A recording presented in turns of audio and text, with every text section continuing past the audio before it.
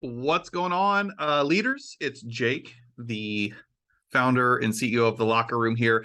Um, hey, I wanted to just do this impromptu video. It was something one of our coaches was asking me about earlier because they had once heard a story I shared about this particular recruiting tactic. And specifically, if you're targeting, not just your ideal agent, we know how much that certainly matters, but also assuming it's your ideal agent and they're in production, so a producing agent.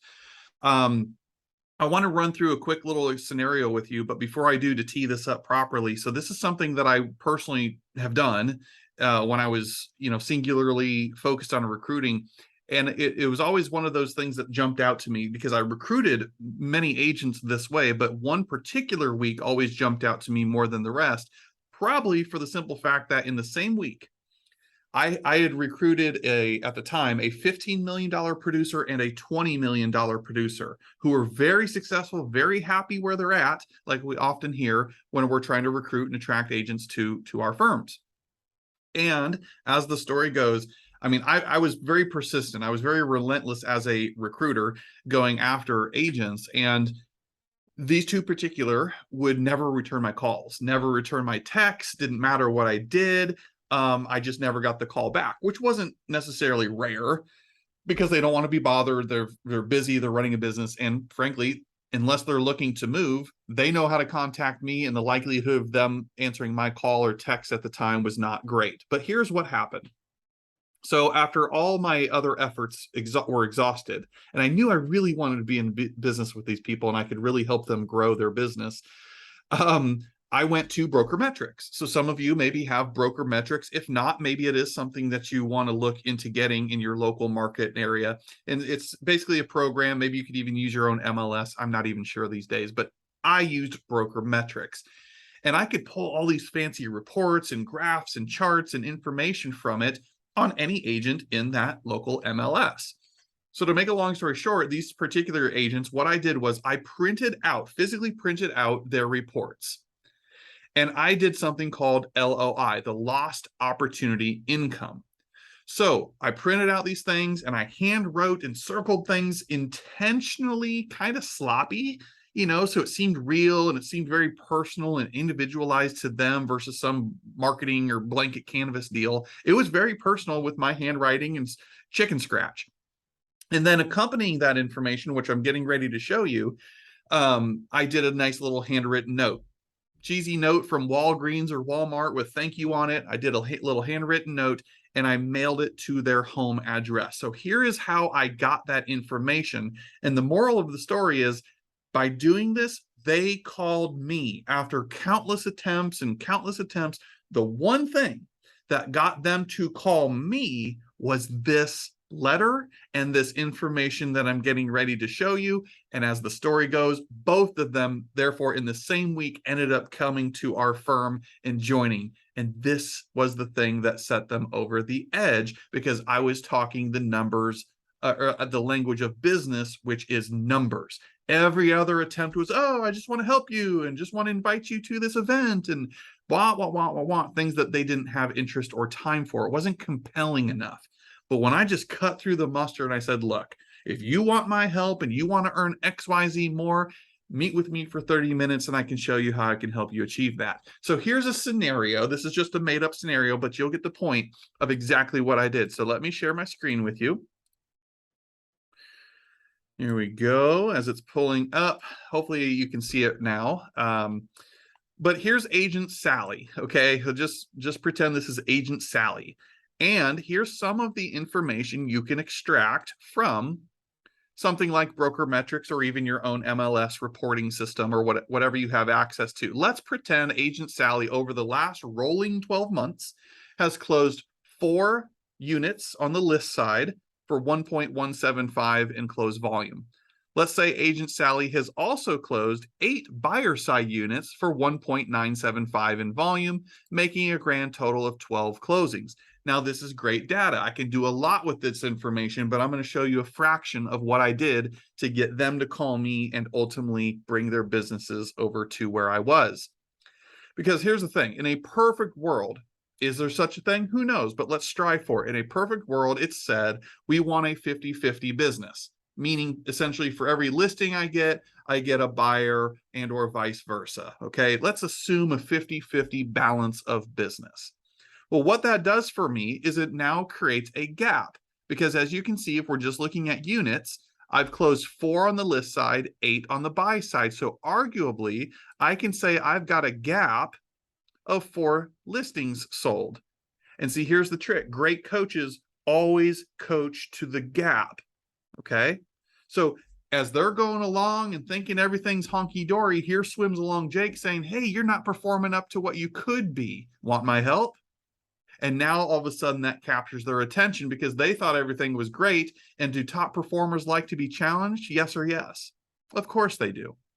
So here's what I did. And here's what you can do too.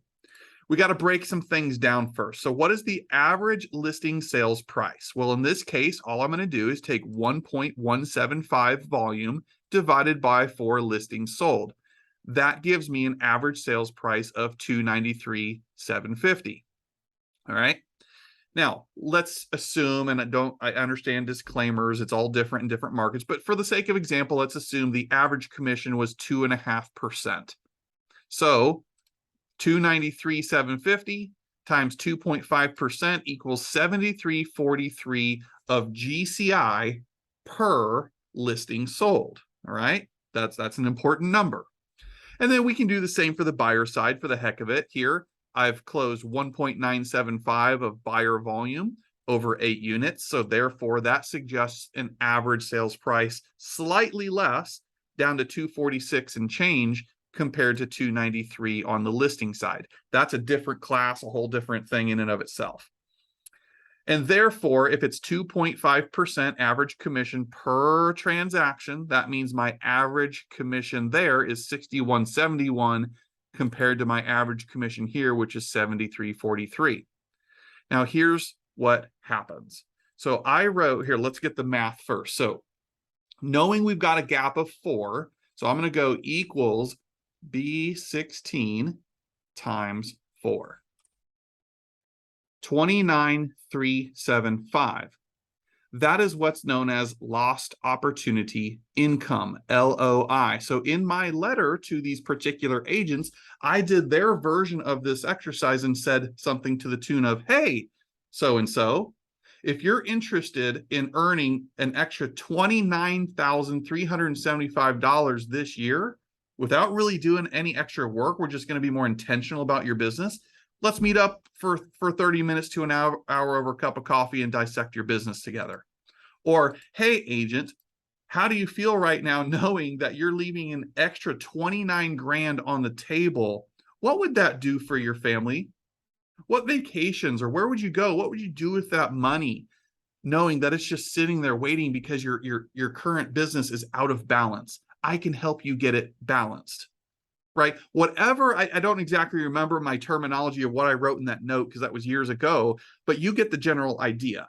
I'm going to show them, hey, you're leaving XYZ on the table. Would you like my help? Do you want to see how I even got to that number?